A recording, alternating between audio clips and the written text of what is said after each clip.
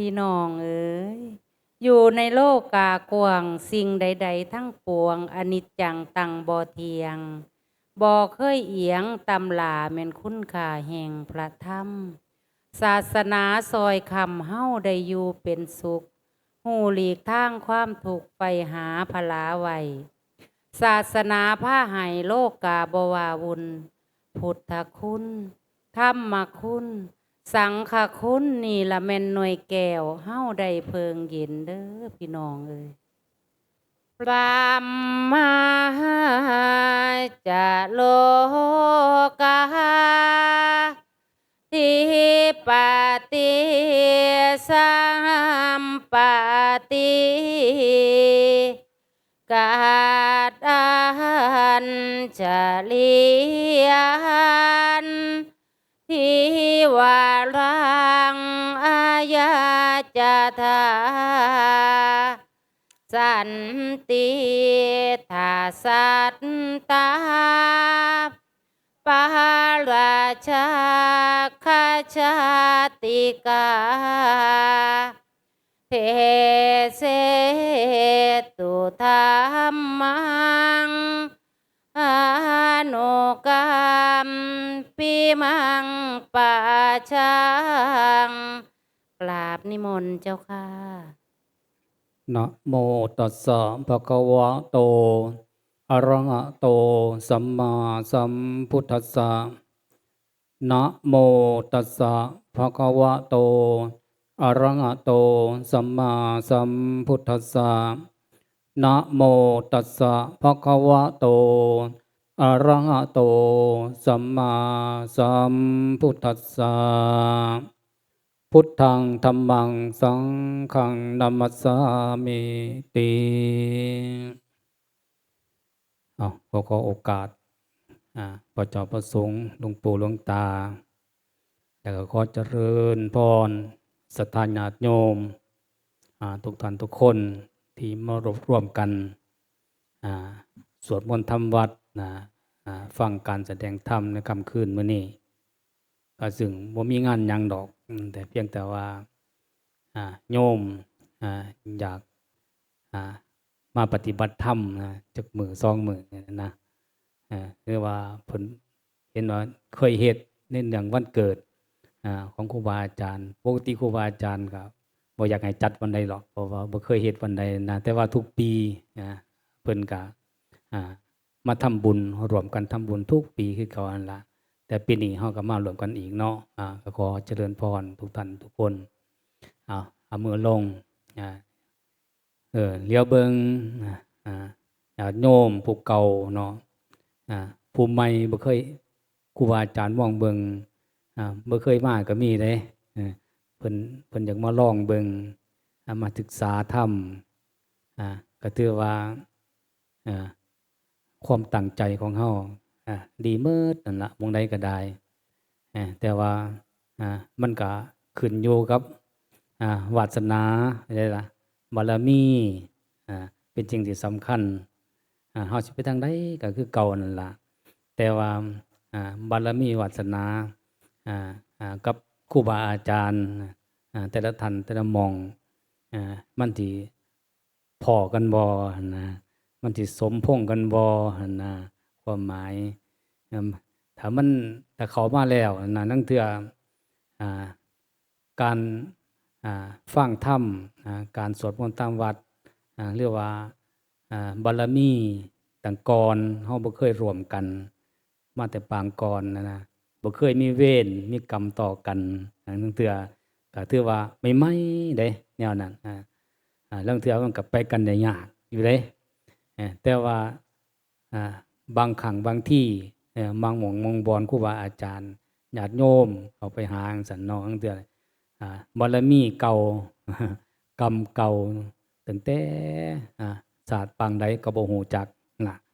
เคยเฮ็ดเวรเฮ็ดบาปเฮ็ดกรรมต่อกันมันก็มีโอกาสเด้มีโอกาส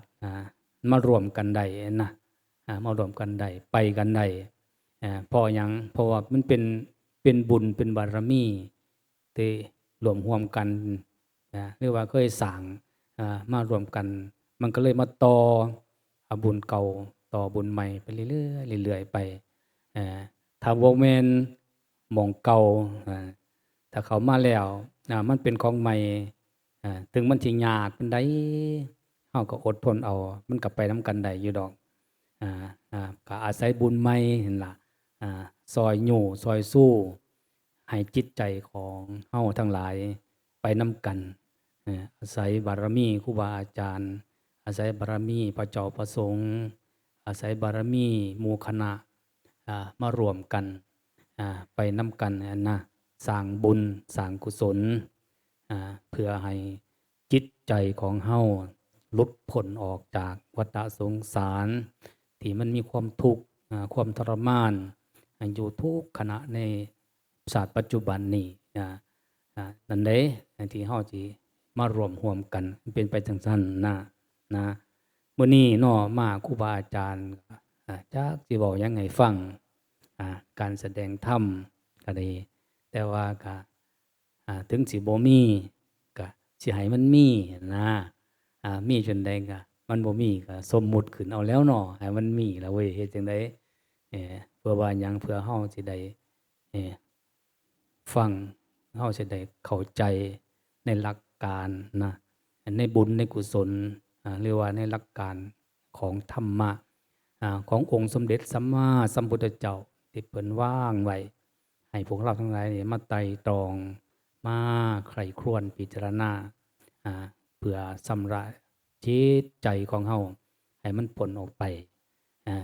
ตามคนไปนะอันใดจะว่าเฮาทั้งหลายผู้มาใหม่ก็คอยฟังเอาเด้อหาจับหลักให้มันได้เด้ถ้าบ่ตั้งใจหรือว่ามันก็อีกอย่างหนึ่งล่ะนี่ก็ได้การฟังธรรมนี่แต่มันเข้าใจได้ง่ายๆก็มันก็ขึ้นอยู่กับบารมีเฮาคือกันได้ผู้ฟังนะเฮาฟังลางเทื่อนี่เจตนาความจำนงหรือว่าเจตนาของจิตใจของเฮาลางเทื่อบางคนก็มาเพื่อจะกระทำบุญเลยเอาบุญเอากุศลลางเทื่อไปลักษณะจังซั่นบางคนก็มาปรารถนาเพื่อว่าจะได้ฟังธรรมนั่นน่ะจะได้เข้าใจธรรมมันก็มีไปจังซั่นมันขึ้นอยู่วาระจิตของแต่ละท่านแต่ละคนคือว่านั่นล่ะบัวมันหลายเหล่านะบัวหลายเหล่าความรู้สึกหรือว่าความเข้าใจของแต่ละท่านมันก็หลายเหล่าคือกันบางคนก็มาศึกษาก็มาเอาเพียงศีลทานแล้วก็ภาวนาจังซี่เด้บางคนก็มาเพื่อจะเอาสติปัญญาบางคนก็มาเอาเพื่อจะความหลุดพ้นคือเพิ่นว่าวิปัสสนาภาวนาหรือว่าญาณปัญญาเพื่อสิ่งที่มันสิหลุดพ้นไปนี่ลักษณะของแต่ละคนมาบ่คือกันฉะนั้นแล้วความมุ่งหมายความตั้งใจมันก็ได้คนละระดับนะแล้วแต่วาระจิตของแต่ละคนผู้ใดจิตตั้งไว้สูงไว้ปานกลางหรือว่าไว้อยู่ในเบื้องต้นมันก็อยู่กับของเฮาคือกันแต่ว่าถึงว่าเฮาจะจิตใจบ่ถึงเบื้องปลายเบื้องต้นมันเพียงแต่เบื้องต้นแต่ว่ามันก็เบื้องต้นมันก็เป็นสภาวะของจิตใจของเฮาก็ฟังไปเพิ่นสิเว้าบ่งใดเฮาก็คอยไตร่ตรองพิจารณาสังเกตจับหลักไปเรื่อยๆเบื้องต้นมันก็ต้องมีท่ามกลางมันก็ต้องมีแล้วก็เบื้องปลายที่สุดมันก็ต้องมีธรรมะขององค์สมเด็จสัมมาสัมพุทธเจ้าเพิ่นวางไว้มันมีเบื้องต้นท่ามกลางและเบื้องปลายนะงามในเบื้องต้นนะงามในท่ามกลางแล้วก็งามในเบื้องปลายอันนี้คือธรรมะคำสอนขององค์สมเด็จสัมมาสัมพุทธเจ้าเพิ่นวางไว้จังซั่นนะฉะนั้นเฮามาศึกษาเนาะครูบาอาจารย์เพิ่นสิว่าจังได๋เฮาก็คอยฟังไปมื้อนี้เด้อให้เฮาทั้งหลายผู้ฟังการแสดงธรรมให้เฮาสังเกตเบิ่งจิตของเฮา เป็นสำคัญ เพราะว่าครูบาอาจารย์อยู่นี่การแสดงธรรมล้วนแต่จะเป็นการแสดงถึงจิตหรือว่าแสดงถึงการวิปัสสนาเพื่อการตื่นรู้ให้จิตของเฮานั้นตื่นรู้นะอย่างเช่นเฮานั่งเนาะเฮานั่งอยู่นี่ให้เฮาสังเกตเบิ่งนะมันมีมีผู้หูอยู่ในถึงเฮาสิบ่ฮู้แต่มันก็ยังหูอยู่เด้มันมีผู้รู้อยู่แต่ว่าขอให้ศรัทธาญาติโยมสังเกตเด้การปฏิบัติธรรมบ่แม่นการไปเฮ็ดไปทำอันใดยากดอกขอให้เฮานี่สังเกตสังเกตหยังสังเกตผู้เพิ่นฮู้นะถ้าเพิ่นเว้าภาษาไทยเพิ่นว่าผู้รู้นะนั่นน่ะเห็นบ่ให้เฮาสังเกตเบิ่งฉะนั้นกายเฮานั่งเนาะกายเฮานั่งลองเบิ่งลองให้ทำจิตให้ตื่นเบิ่งทำจิตให้หูเบิ่งเบิ่งจังไดสังเกตเบิ่งเฮ็ดจังไดวิธีการมันสิเข้าถึงผู้รู้ได้เฮาก็สังเกตเบิ่งให้สังเกตเอาคนเฮาเนาะมีกายเด้มีใจที่รวมกันแล้วเพิ่นเอิ้นว่ารูปเวทนาสัญญาสังขารหรือว่าวิญญาณแยกออกหลายๆก็ตาหูจมูกลิ้นกายใจที่มันมีอยู่นี่ล่ะให้เฮาสังเกตให้สังเกตหาบัดนี้หาหยังหาวิญญาณฐานหาวิญญาณธาตุหาธาตุวิญญาณหาขันธ์วิญญาณเป็นสิ่งสำคัญหรือเพิ่นเรียกอีกจังนึงว่าจิตเป็นสิ่งที่สำคัญให้เฮามองเบิ่งนะสังเกตเบิ่งมันแม่นอีหยังผู้ฮู้วิญญาณความรู้สึกความรู้สึกตัวนั้นให้เฮาสังเกตเบิ่งนะเบิ่งจิตของเฮาที่มันรับรู้นั่นล่ะให้สังเกตเฮานั่งอยู่จังซี่นี่ฟังครูบาอาจารย์จังซี่เพิ่นแสดงให้ฟังชี้ให้เบิ่งอยู่นี่ให้เฮามองให้มันเห็นมองให้เห็นถึงจิตมองเห็นถึงผู้รู้น่ะอย่างเช่นกายเฮานั่งจังซี่นั่งนิ่งๆเนาะมันฮู้ได้ว่าเฮานั่งมีไผบ่ฮู้แน่ว่าเจ้าของนั่งนี่เบิ่งคักๆมันมีผู้ฮู้อยู่แต่ว่านั่นล่ะคือความพยายามให้เฮานั่นตั้งความสังเกตเข้าสู่สภาวะหูจักมันหูอยู่ว่าเฮานั่งให้สังเกตให้เข้าให้ถึงตัวหูตัวนั้นอย่างเช่นเรื่องอีกอย่างหนึ่งฟังครูบาอาจารย์เพิ่นบอกเว้าหยังก็สร้างเพิ่นเว้าไปแต่ว่าให้เฮาสังเกตหม้องเดียวหม้องใดหม้องมันหูนั่นเพิ่นเว้าหยังก็สร้างบ่สนใจว่าเพิ่นเว้าเรื่องหยังสิเข้าใจบ่เข้าใจก็ตามสร้างแต่ว่าให้เฮาตั้งความสังเกตเบิ่งว่าผู้หูมีอยู่เบิ่งผู้หูล่ะเบิ่งมันหูนะเบิ่งจนไหนจนว่ามันหูว่าบ่หูอีหยังมันหูซื่อๆว่าบ่หูหยังกูล่ะให้เฮาสังเกตเบิ่งสังเกตเบิ่งลางเทื่อเนาะความคิดเฮามันหลายลางเทื่อ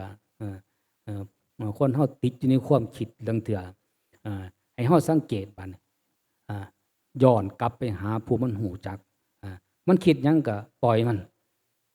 หมายความว่าคิดให้มันคิดไปมันคิดหยังข่อยบ่สนใจมันคิดมันมีอยู่ผู้หูนั่นตัวสตินั่นมีอยู่ตัวระลึกได้มันมีอยู่ให้สังเกตเบิ่งให้ตั้งอยู่หั่นล่ะตั้งอยู่ในผู้รู้จักกันนะนี่ถ้าผู้ใดสังเกตเบิ่งจะสมมุติว่าความคิดมันเกิดขึ้นเนาะมันเกิดขึ้นแล้วมันก็ดับลงได้ความคิดเกิดขึ้นก็ดับเกิดขึ้นก็ดับมันสิเป็นจังซั่นล่ะคือลักษณะของมันอาการของมันเป็นจังซั่นอยู่แล้วบัดนี้ความพอใจคือเวทนานั่นมันก็มีคือกันเด้พอใจหรือบ่พอใจจังซี่นะหรือว่ามันเฉยๆอยู่จังซี่มันก็มีเด้เฮาสังเกตเบิ่งแต่ว่าเฮาอย่าไปสนใจเด้เฉยๆเฮาก็อย่าสนใจมันมันพอใจเฮาก็อย่าสนใจมันบ่พอใจหรือเฮาก็อย่าสนใจมันมองที่ครูบาอาจารย์บอกให้เขาไปเบิ่งนั่นให้เขาไปเห็นนั่นคือตัวมันหูตัววิญญาณตัวความรู้สึกเรียกว่าตัวจิตน่ะทั้งในน่ะให้เฮาเบิ่งให้เฮาสังเกตเบิ่งให้ไปตั้งอยู่เพ่งเบิ่งซะก่อนอย่าเผาว่างนั่นนะให้จับซะก่อนอย่าเผาว่างนะ อย่าเผาว่างจับให้มันซะก่อนอ่าอย่าเผาว่างบางคนเฝ้าตั้งแต่สิว่างบ่แม่นหยังนี้อย่าเฝ้าว่างให้เฮาเข้าไปหูซะก่อนเข้าไปถึงซะก่อนเข้าไปเรียนรู้ไปกำหนดเบิ่งให้เห็นคักๆซะก่อนอ่าเดี๋ยวมันถ้าเฮาเห็นคักแล้วบัดนี้มันสิว่างเองมันดอกมันสิว่างเองมันสิปล่อยเองมันดอกแต่ว่าคนใหม่ๆมาฟังครูบาอาจารย์อ่าการแสดงการสีแนะแนวนี้นี่ให้เขาไปเบิ่งซะก่อนเขาไปอยู่ซะก่อนอยู่ไสอยู่หม้องมันโหนั่นล่ะมันโหอยู่ไสจักบ่ฮู้อ่าสังเกตเบิ่งของใครของท่านมันสิเห็นด้วยปัจจตังของตนเองดอกทุกคนมีวิญญาณทุกคนมีใจทุกคนมีจิตอยู่นั่นมันรองรับอยู่ตลอดเด้มันรองรับอยู่ตลอดเปรียบเสมือนท้องฟ้าใหญ่ๆท้องฟ้าน่ะมันมีอยู่ตลอดเด้มันตั้งอยู่ตลอดมันตั้งไว้อยู่ตลอดท้องฟ้านั่นนะแต่ว่าบัดเมฆหมอกทั้งหลายมันไหลไปไหลมาทุกสิ่งทุกอย่างที่มันไหลไปไหลมานั่นน่ะบ่แม่นเด้บ่แม่นบ่แม่นฟ้าเด้บ่แม่นท้องฟ้าเด้กี่เมฆหรือว่า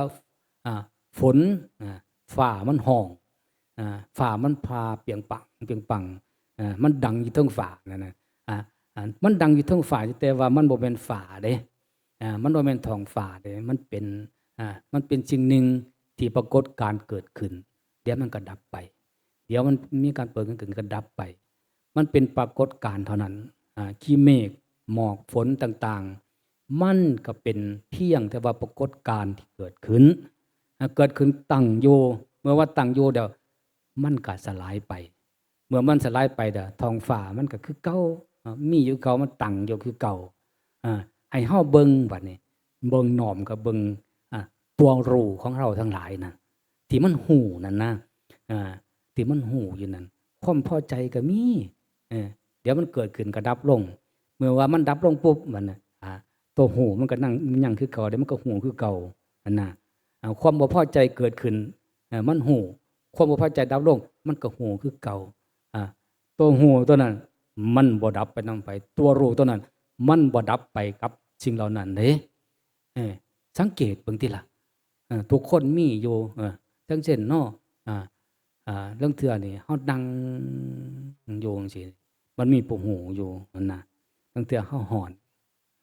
ร่างกายเฮาฮ้อนอากาศจังซี่เนาะมันฮ้อนยามมันฮ้อนมันก็ฮ้อนแม่นบ่ล่ะแต่ว่ามันหูมีผู้หูว่าฮ้อนไหนสังเกตเบิ่งติล่ะความจริงมันเป็นจังซั่นเด้บ้านลางเทื่ออากาศมันเย็นบัดนี้มันเปลี่ยนแปลงไปร่างกายของเขามันเย็นบัดนี้มันหนาวบัดนี้ความร้อนบ่ใช่ความร้อนมันก็ดับไปผู้หูดับไปว่าบ่ดับไดผู้หูบ่ดับไปผู้หูมันก็ยังหูอยู่ว่าความร้อนมันดับไปความเย็นมันเข้ามาปรากฏแทนบัดมันก็หูว่าเย็นบัดนี้เย็นหรือร้อนมันก็เป็นปรากฏการณ์ให้จิตรับรู้ซื่อให้ผู้หูปรากฏขึ้นซื่อ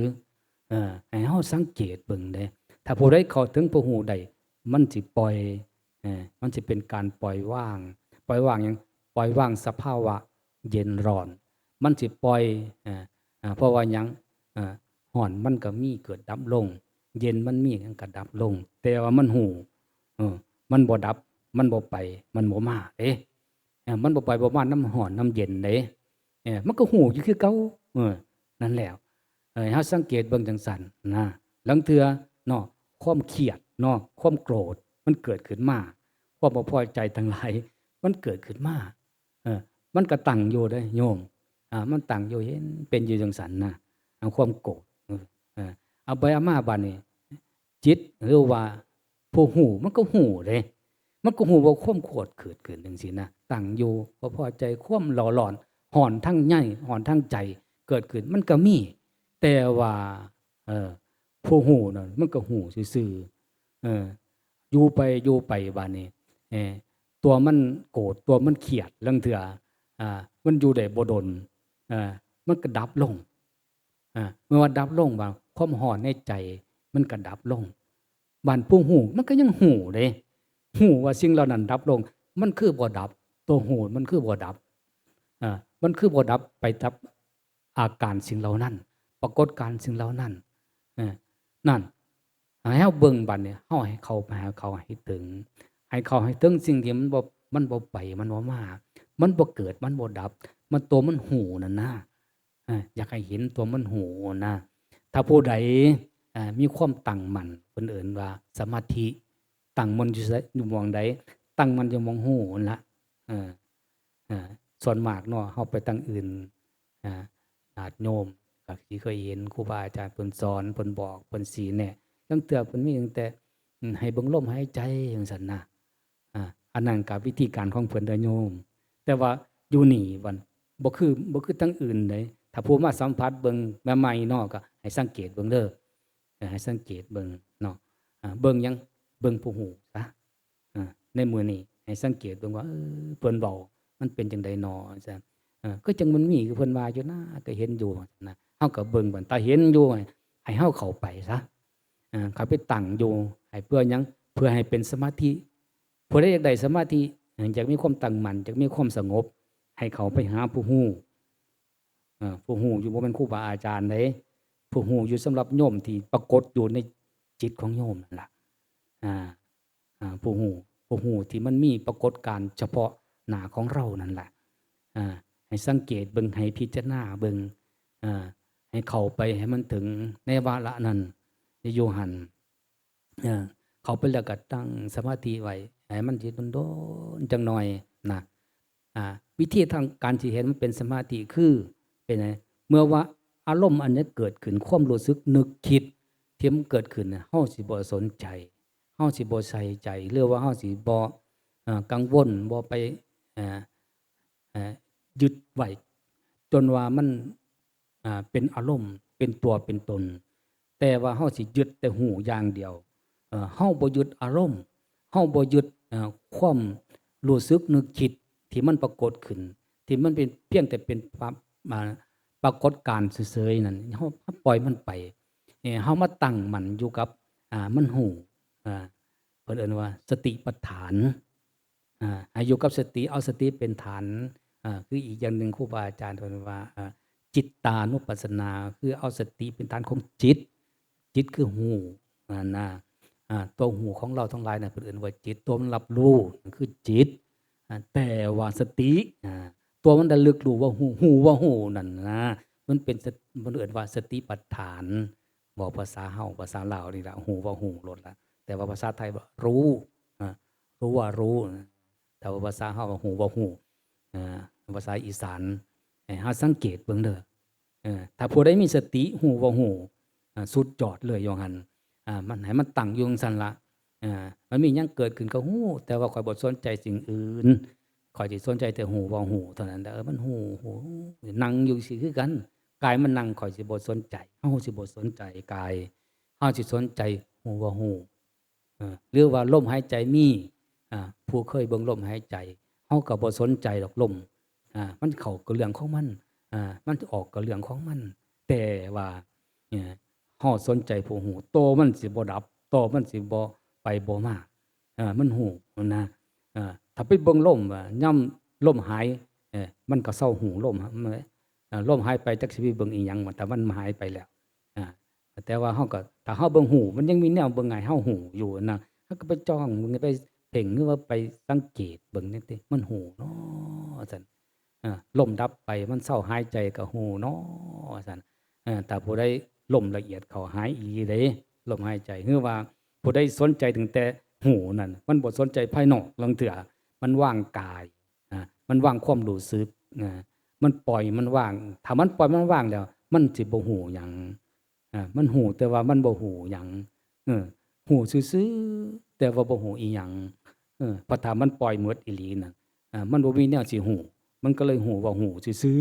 ๆมันบ่มีอีหยังสิให้เฮาฮู้อันนั้นคือผู้รู้ให้สังเกตเบิ่งให้เฮาเข้าให้ถึงถ้าผู้ใดเข้าถึงน่ะมันสิปล่อยมันสิวางภายนอกนะแต่ว่ามันสิยึดภายในมันสิยึดจิตว่าแต่ว่าถ้าผู้ใดถึงขนาดนั้นว่านี่มันต้องว่างอีกทีนึงด้วยบาดนี้ว่างหยังว่างผู้ฮู้ถ้าว่างผู้ฮู้ได้มันจังสิแม่นว่างผู้ฮู้คือหยังว่างจังไดว่างโดยการที่เฮาเข้าไปตั้งหรือว่ายึดซะก่อน คือครูบาอาจารย์บอกให้ยึดนั่นนะยึดซะก่อนแล้วมันจังสิวางได้สมมุติว่าคือจังมือเฮานี่นะแต่เฮาบ่จับสิ่งใดสิ่งหนึ่งเกิดขึ้นมาแล้วเฮาสิเอาหยังละวางเฮาบ่มีแนวสิวางได้ถ้าเฮาบ่ในมือเฮาบ่มีแนวที่ถือนั่นเฮาถือสิ่งใดขึ้นมาแล้วเฮาก็วางอันนั้นจะเป็นจังว่ามันจังสิมีแนววางจิตคือกันนะถ้าเฮาบ่ยึดจิตซะก่อนมีสติระลึกเห็นจิตซะก่อนเฮาสิวางจิตได้จังใดเฮาสิเอาหยังมาว่างเฮาบ่มีจิตสิว่างฉะนั้นแล้วเฮาก็สังเกตเบิ่งซะก่อนจับจิตให้ได้จับผู้รู้ให้ได้เมื่อรู้แล้วบัดนี้เฮาก็สิวางมันดอกว่างมันสิว่ามันสิฮู้จักเองมันดอกแต่มันเข้าไปถึงปานนั้นแล้วมันสิสอนเฮาเองดอกตัวผู้รู้น่ะมันสิบอกเฮาเองดอกมันเห็นสภาวะมันเองของตัวมันเองแล้วมันสิทำลายมันเองขออย่างเดียวคือให้มีสติให้มีความตั้งมั่นมันหูโดยที่เฮารักษาสติความระลึกได้อยู่กับผู้หูอยู่กับตัวรู้เมื่อว่าเฮามีสติมีความตั้งมั่นอยู่กับหันแล้วบัดนี้บ่สนใจอารมณ์ความรู้สึกนึกคิดนะสภาวะจิตตัวนั้นมันสิทำลายตัวมันเองมันสิเห็นปรากฏการณ์ของจิตอีกที่หนึ่งตัวปรากฏการณ์ของจิตนั้นมันจะเห็นธรรมชาติที่มันหูตัวนี้มันก็เป็นปรากฏการณ์อันหนึ่งเลยโดยที่ต้องเฮาบ่ต้องเข้าไปยึดถืออีกที่หนึ่งคือปล่อยมันว่างมันโดยการที่เฮาเข้าใจรู้ตอนมันเข้าใจว่ามันหูตัวนี้หูซื่อๆหูเองมันมีเกิดขึ้นเองมันโดยที่เฮาบ่ได้เฮ็ดให้มันเกิดขึ้นมันมีเองมันเป็นเองเปรียบเสมือนกายเฮาตั้งอยู่มันมีอยู่จังซี่มันมีเกิดขึ้นมาแล้วมันก็มีอยู่จังซั่นเฮาเฮ็ดหยังมันบ่ได้มันก็เป็นอยู่จังซั่นจิตคือกันหรือว่าผู้ฮู้นั่นคือกันเด้มันสิมีอยู่จังซั่นมันสิฮู้จังซั่นมาหน้าที่ของมันคือมันรับรู้อย่างเดียวเปรียบเสมือนกระจกเงากระจกเงาเฮาเฮ็ดหยังมันบ่ได้หน้าที่ของมันคือหยังหน้าที่ของมันก็คือสะท้อนเงาให้เฮารู้จักเงาบ่แม่นกระจกเลยกระจกก็บ่แม่นเงาฉะนั้นแล้วให้เฮาเข้าใจทั้งสองอย่างเข้าใจเงาและเข้าใจกระจกแล้วเฮาก็ปล่อยทั้งสองอย่างปล่อยเงาแล้วก็ปล่อยกระจกจังซั่นนะเพียงแต่ดูเพียงแต่ฮู้ไปอยู่หม้องใดมันก็บ่มีหม้องอยู่ดอกเพียงแต่ฮู้ซื่อๆฮู้แล้วบ่ไปเอามาเป็นตัวของเฮาบ่เป็นตนของเฮาจังซั่นนะกายคือกันใจคือกันเด้จิตอันผู้ฮู้นั่นก็เฮาก็ฮู้เขาก็คักเห็นเขาคักมันเมื่อว่ามันปล่อยมันว่างแล้วมันจะฮู้คือจังกระจกเงานี่เด้เฮาอย่าเข้าไปยึดมันเฮาอย่าเข้าไปยึดไปเกาะไปเกี่ยวมันเพียงแต่ว่า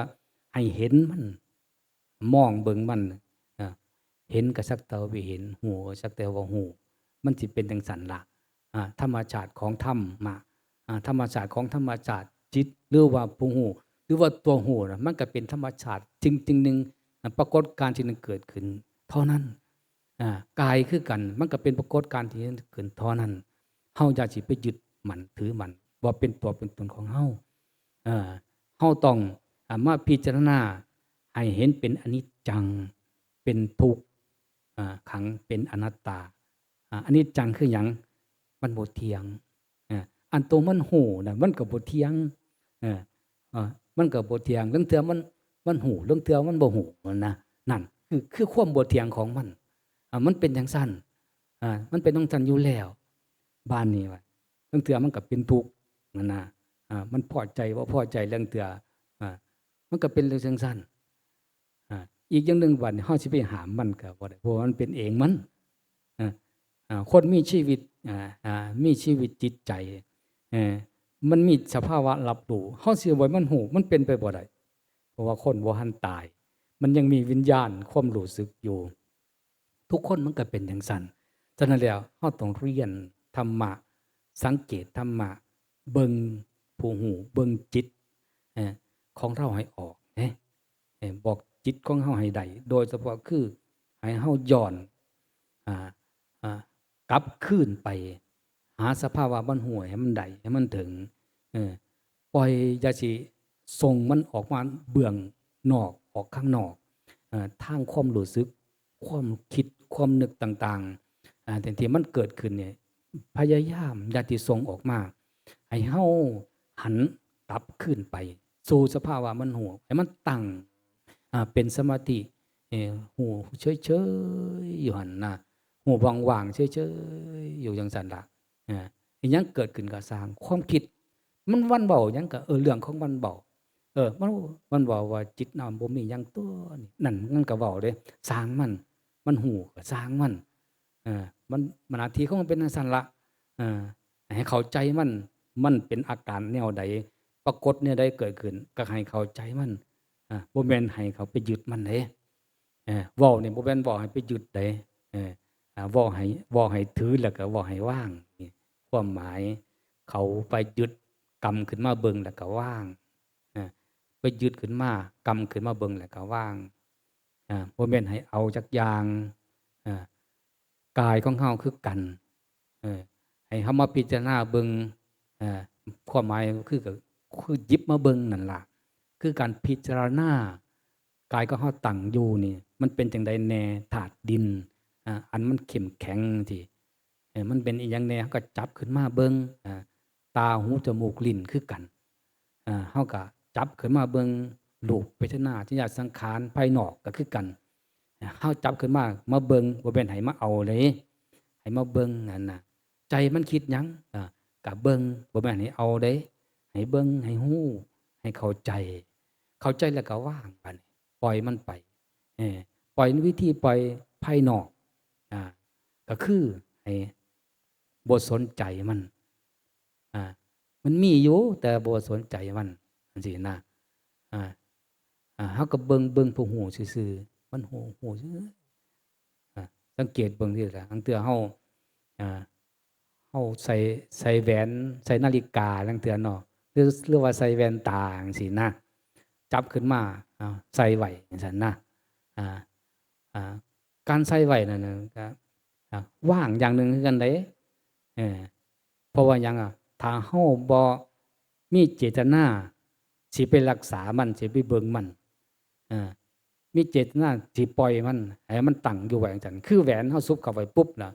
เฮาถือไว้บ่นั่นถ้าเว้าเอาจริงๆถ้าจิตใจเฮาบ่ไปเกาะเกี่ยวหรือว่าเฮาบ่ไปยึดถือในใจของเฮาเจตนาของเฮาบ่ไปของแวะมันปล่อยได้น่ะมันว่างได้นั่นว่างในสิ่งที่มันมีอยู่ว่างในสิ่งที่มันติดอยู่หั่นนะบ่แม่นว่างแล้วเฮาก็สิปล่อยถิ่มบ่แม่นเด้เอาความหมายเนี่ยนะคือว่าเฮากำบางเทื่อบางสิ่งบางอย่างเฮากำไว้อยู่แต่ว่าใจของเฮาน่ะทางในน่ะมันก็ฮู้อยู่แต่ว่ามันบ่ยึดถือมือกายของเฮามันก็มีอยู่แต่ว่าเฮาบ่ยึดถืออันนั้นคือหมายความว่าว่างในสิ่งที่มันมีจิตมันรู้คือกันบ่แม่นว่าว่างแล้วสิบ่ให้มันฮู้หยังบ่แม่นเด้คำว่าว่างก็คือว่างให้มันฮู้นั่นนะให้มันฮู้อยู่หั่นล่ะให้มันฮู้อยู่จังซั่นล่ะแต่ว่าเฮาจะเข้าไปเป็นตัวเป็นตนของมันนั่นน่ะอย่าสิว่าจิตเฮาจังซี่นะคำว่าจิตเฮานี่ก็เพียงแต่สมมุติเพียงแต่คำเว้าทุกสิ่งทุกอย่างน่ะมันบ่มีเฮาอันตัวนี้แหละตัวเฮาหลงตัวคนทั้งหลายมาหลงหยังหลงสมมุติสมมุติว่าเฮานะ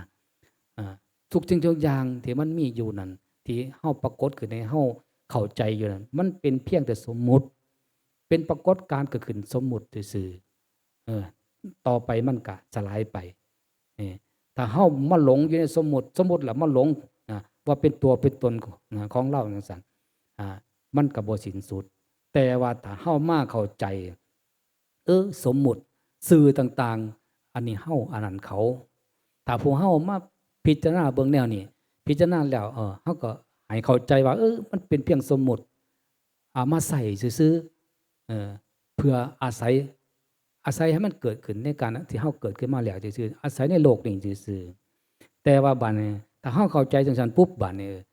ถึงว่าเราก็สิว่าเรามันก็บ่แม่นเรา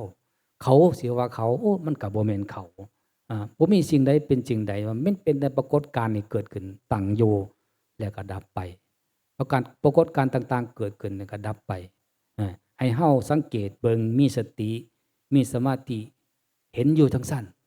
เป็นอยู่ทั้งสั้นแล้วจิตใจของเฮามันสิบ่มีสิ่งที่ยึดเกาะจิตใจของเราทั้งหลายมันสิเป็นอิสระในทุกสิ่งทุกอย่างมันสิบ่เกาะเกี่ยวกับสิ่งใดเป็นสิ่งใดนะเพราะว่าหยังมันว่างจิตว่างกายถ้าว่างจิตว่างกายแล้วใจมันไปอยู่ไสมันอยู่ไสมันก็บ่อยู่ไสเพราะว่าหยังมันบ่มีเฮาบ่มีเขามันสิเป็นลักษณะจั่งซั้นถ้าลักษณะแล้วมันสิบ่ทุกข์หมายความว่ามีหยังเกิดขึ้นมันสิว่างเฉยนะมันสิบ่ทุกข์มันสิมีอุเบกขาว่างเฉยต่อสังขารทั้งหลายทั้งปวงที่มันปรากฏขึ้นพอใจบ่พอใจความจำได้หมายรู้ความรู้สึกนึกคิดต่างๆที่มันมีอยู่หูหรือบ่หูจังซี่มันก็ปล่อยมันก็วางมันก็บ่เกาะบ่เกี่ยวกับสิ่งใดเป็นสิ่งใดกายมันก็เป็นเรื่องของกายใจมันก็เป็นเรื่องของใจนี่คือการพิจารณาเลยคือการภาวนาให้เฮานี่บ่มีอีหยังเลยนะให้เฮานี่บ่เห็นอีหยังสังเกตเบิ่งเลยมันบ่ฮู้หยังเด้อันผู้ฮู้น่ะมันฮู้ซื่อๆฮู้จนมันบ่ฮู้อีหยังเฮาเบิ่งเดี๋ยวเบิ่งเข้าไปใกล้ๆเบิ่งเข้าไปคักๆนะมันบ่มีแนวสิฮู้เลยนะถ้ามันว่างถ้ามันปล่อยถ้ามันปล่อยจนว่าปล่อยจนบ่มีผู้ฮู้จักนั่นน่ะมันก็เลยบ่มีหม้องอาศัยอันนี้คือการเด้การปฏิบัติหรือว่าการไขควรพิจารณาสังเกตเพื่อจะให้ใจของเฮานั้นมันหลุดพ้นออกจากวัฏสงสารความยึดมั่นถือมั่นให้มันสิมีวิชาความรู้หรือว่ามันสิทำลายอวิชชาความบ่รู้ในสิ่งต่างๆที่มันมีอยู่มันปรากฏอยู่แล้วเฮาทั้งหลายสิบ่ยึดมั่นถือมั่นในสิ่งใดที่มันมีอยู่เพราะว่าหยังเพราะว่าเฮาเบิ่งคักแล้วว่าเฮาพิจารณาเบิ่งแล้วว่ามันบ่มีอีหยังสิเฮายึดเพราะว่าหยังนั่งอยู่นี่มันก็บ่มีเฮาถ้าบ่มีเฮาแล้วมันก็บ่ได้ยึดตัวมันยึดคือตัวเฮาตราบใดที่เฮายังมีตัวเฮาอยู่จังซี่มันก็ยังยึดอยู่ยึดสู่ซ้ำนั้นแหละจิตคือกันหูคือกันถ้าตราบใดที่มันหูแล้วเฮาไปยึดว่าเฮาหูมันก็ยังบ่พันพ้นมันก็ว่ายังหลุดออกจากวัฏสงสารฉะนั้นแล้วหูก็สร้างมันเห็นก็ตามเบิ่งมันไปมันเป็นจังซั่นบ่แม่นเฮาบ่แม่นเขาให้สังเกตเบิ่งที่จะเฮาสิหำหยังมันได้บ่เฮาสิเฮ็ดหยังมันได้บ่เจ็บแข้งปวดขามีไผหามมันได้บ่หามมันบ่ได้เพราะว่าหยังมันเป็นอยู่จังซั่นเฮาก็ฟังดูๆพิจารณาเรื่อยๆเบิ่งครูบาอาจารย์เพิ่นสิแนะเรื่อยๆนะเดี๋ยวเฮาเข้าใจเดี๋ยวสิเห็นตามความเป็นจริงอย่าหนีใดการภาวนาอย่าสิไปทำความสงบหนีจากมันให้เห็นมันหมดทุกสิ่งทุกอย่างแล้วก็บ่เอามันจักอย่างอันใดจังแม่นลางเทื่อการภาวนาถ้าเฮาบ่เข้าใจเนาะครูบาอาจารย์กันพาเฮาไปเฮ็ดแต่สมาธิลางเทื่อพาเฮาไปเบิ่งแต่จิตว่างๆบ่มีอีหยังลางเทื่อน่ะให้มันฮู้ได้แม้ล่ะให้มันเห็นได้แม้ล่ะเห็นแล้วเฮาจังสิฮู้ปล่อยเฮาจังสิฮู้ว่างบางเทื่อถ้าไปทำความสงบมันก็ได้ความปลื้มปิติยินดีในความรู้สึกในความสงบอยู่ในลมหายใจนี่แต่ว่าถ้าเฮาออกจากความสงบมาบัดออกจากความสงบมาแล้วบัดนี้มันก็ยังวุ่นวายอยู่คือเก่าเพราะว่าหยังล่ะมันชั่วคราวความสงบสมาธิเหล่านั้นมันเป็นของชั่วคราวเพิ่นเอามาเป็นเพียงแต่ว่าความพักอกพักใจพักอารมณ์เฉยๆแต่ว่าเฮาอย่าไปยึดเอาฉะนั้นแล้วถ้าทำวิธีกำหนดเบิ่งผู้ฮู้คือครูบาอาจารย์ชี้แนะจังซี่มันสิเห็นทั้งฮู้เห็นทั้งสิ่งที่มันเกิดขึ้นคืออารมณ์ต่างๆความรู้สึกนึกคิดจิตใจต่างๆนั่นล่ะมันเกิดขึ้นมันสิเห็นทั้งฮู้เห็นทั้งอารมณ์ ความรู้สึกนึกคิดนะเมื่อเห็นแล้วเข้าใจแล้วมันจะเป็นการปล่อยในทุกขณะเลยในทุกขณะในทุกที่เลยที่มันปรากฏขึ้นแต่ว่าถ้าเฮาบ่เห็นผู้หูเห็นตัวหูถ้าบ่เห็นตัวนั้นมันสิบ่ฮู้จักว่าปล่อยหรือบ่ปล่อยเลยเรื่องแต่อารมณ์เกิดขึ้นเฮาเห็นแต่อารมณ์เนาะแต่ว่าอ่าบ่บ่เห็นบ่เห็นผู้หูนะที่เพิ่นเอิ้นว่าเห็นฝั่งเดียวเข้าใจฝั่งเดียวก็เลยบ่พ้นนะบ่พ้นจากผู้หูจาก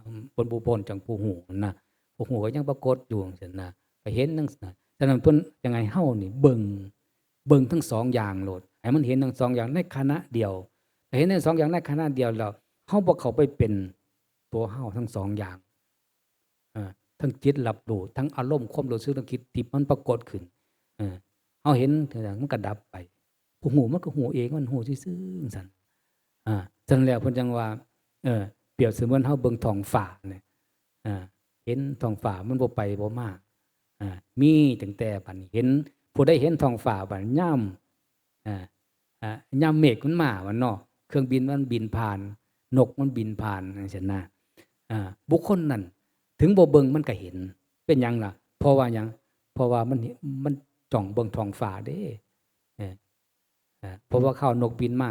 มันก็เห็นนกเห็นบ่ท้องฟ้าก็เห็นคือเก่าบ่ไปใส่เครื่องบินบินมาเฮาก็เห็นเครื่องบินเห็นบ่ท้องฟ้าก็เห็นคือเก่าบ่ไปใส่ให้เห็นทั้งสองอย่างนี่นะเมฆลอยมาเฮาก็เห็นเมฆไกลไปมาเฮาก็เห็นท้องฟ้าเห็นเมฆเห็นทั้งสองอย่างแต่ว่าบ่ไปยึดทั้งสองอย่างผู้ฮู้คือกันคือจิตน่ะคือกันถ้าเฮาเบิ่งเขาคักๆมีความตั้งมั่นคักๆมันสิเห็นอารมณ์ผ่านจิตมันตั้งอยู่ซื่อๆอารมณ์ผ่านจิตผ่านไปผ่านมาผ่านไปผ่านมาตามอาการของมันปรากฏการณ์ของมันเป็นอยู่จังซั่นเฮาสิหนีจากสิ่งนั้นบ่ได้แต่ว่าบัดนี้ถ้าเฮาเข้าใจจังซี่ปุ๊บบัดนี้จิตก็คือจิตอารมณ์ก็คืออารมณ์มันบ่แม่นเฮาบ่แม่นเขาจักอย่างจิตก็บ่แม่นเฮาอารมณ์ก็บ่แม่นเฮาสิเห็นมันเกิดขึ้นดับลงเกิดขึ้นดับลงอยู่จังซั่นแล้วก็มันก็บ่ไปยึดมั่นถือมั่นว่าเป็นตัวเป็นตนของเฮาสิอิสระเด้อิสระจากหยังอิสระจากจิตที่มันหูอิสระจากอารมณ์ที่มันมีอยู่เกิดขึ้นดับลงจังซั่นนะฉะนั้นแล้วเพิ่นจังไงเฮาทั้งหลายคอยพิจารณาเบิ่งจิตของตนเองเพื่อหยัง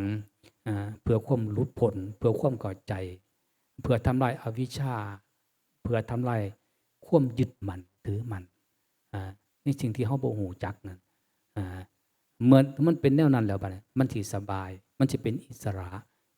แนวใดอิสระคือบ่มีสิ่งที่มาเกาะเกี่ยวบ่มีสิ่งที่มาเกาะเกี่ยวเพราะว่าหยังเพราะว่าทุกสิ่งทุกอย่างบ่มีเฮาบ่มีเขาบ่เป็นอีหยังนะมันบ่เป็นอีหยังมันเป็นธรรมมันเป็นธรรมชาติที่มันปรากฏเกิดขึ้นกระดับลงเกิดกระดับลงบ่มีเฮาจักอย่างบ่มีเขาจักอย่างสังเกตเบิ่งภาวนาเบิ่งเฮาสิเข้าใจในสิ่งเหล่านี้ถ้าเข้าใจแล้วสบายมันจะเป็นอิสระจิตใจสิบ่ทุกข์ถึงทุกข์เฮาก็ฮู้ว่ามันทุกข์เพราะว่าความทุกข์บ่แม่นเฮาน่ะตัวมันฮู้ว่าทุกข์ก็บ่แม่นเฮาน่ะมันเป็นเองมันทุกข์เองมันฮู้เองมันอันไหนอันไหนให้เข้าใจด้วยหัวนาฬิกาเพิ่นบอกบ่ได้เวลาบ่เอาเราไว้4 ทุ่มกว่าแล้วเด้อนี่ว่าจะเอา4 ทุ่มเนาะอันเด้อวันนี้เด้อขอให้ศรัทธาญาติโยมมื้อนี้มาได้ยินได้ฟังก็ให้เฮาสังเกตเบิ่งแน่เด้อสังเกตเบิ่งหูตัวรู้ของเราหรือว่าให้ภาวนาให้มีสติความระลึกรู้ให้มีสัมปชัญญะความรู้สึกตัวนะสังเกตเบิ่งมีบ่คนบ่ฮู้อาจารย์เว้ามีบ่หูนี่ได้ยินมันต้องฮู้แล้ววะปานนั้นว่าแต่บ่มีสติก้าวหน้าก้าวหลังก็ยังฮู้อยู่จักไผบอกให้มันฮู้อันนี้บอกสติบอกเพิ่นว่า สติสัมโพชฌงค์สภาวะที่มันรู้เองเป็นเองอย่าไปเจตนากระทำให้มันเกิดขึ้นสิ่งที่เฮาเฮ็ดนั่นเฮาจะมีเจตนาไปเฮ็ดถ้าบ่มีเจตนาก็ไปเฮ็ดไปทำแล้วมันเป็นอัตตาเป็นตัวตนมันบ่ปล่อยมันบ่ว่างอย่างเช่นมาสวดมนต์ทางวัดนำครูบาอาจารย์ก็จะไปเจตนาสิเฮ็ดนำมันเด้เฮ็ดไปแต่ว่าเฮาบ่มีเจตนานะสิไปเฮ็ดนำมันปล่อยมันไปนี่เฮ็ดไปจังซั่นล่ะอย่างเช่นเฮาเฮ็ดทานเนาะฟังเขาคักเด้เจตนาเป็นเหตุเด้ความเจตนาเป็นตัวกรรมเด้ลังเทื่อเนาะเฮาให้ทานสิ่งของต่างๆเฮาตั้งใจเนี่ยนั่นแหละคือการเจตนาเจตนาที่ทำบุญน่ะนะมีเงินจกออกมาที่ทำบุญจังซี่แล้วก็ปรารถนาอยากเกิดมาชาติหน้าเป็นผู้มั่งคั่งอิหยังต่างๆจังซี่เนี่ยอันนั้นคือเจตนามันสิบ่พ้นออกจากกรรมเพราะว่าหยังเจตนาคือตัวกรรมแต่ว่ามันยังเป็นกรรมดีก็ยังดีอยู่แต่ว่ามันอาจเป็นกรรมฉะนั้นแล้วการให้ทานคือว่าการทำบุญถ้าบ่อยากให้มีเจตนาเนี่ยเฮาจะไปตั้งใจสิที่เป็นหยังสิอย่าตั้งใจในชาติหน้าอย่าตั้งใจในชาตินี้ขออย่างเดียวคือบ่ต้องขอหยังอันน่ะทานไปเพื่อเป็นประโยชน์แก่ผู้อื่นถ้าเฮ็ดจังซี่ความตนีเหนียวแน่นในใจของเฮามันสิหลุดหนีมันสิหายไปมันสิบ่มีธรรมะทั้งหลายต่างๆมันสิค่อยเกิดขึ้นมาให้เฮาเข้าใจได้เด้อันนี้ฝากไปในเบื้องสุดท้ายขอให้ทุกคนเนาะญาติโยมครูบาอาจารย์หลวงปู่หลวงตาผู้ได้ยินได้ฟังจงเป็นผู้ที่มีสติมีปัญญากำจัดอวิชชาอุปทานตัณหาในจิตในใจออกไปให้พ้นทุกข์ทุกท่านทุกคนเถิดสาธุ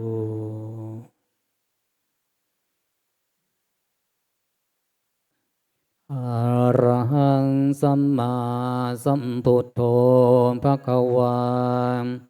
พุทธังภวันตังอภิวาเทมิสวากขาโตภควตาธัมโมธัมมังนัมมัสสามิสุปฏิปันโนภควโตสาวกสังโฆสังฆังนามามิ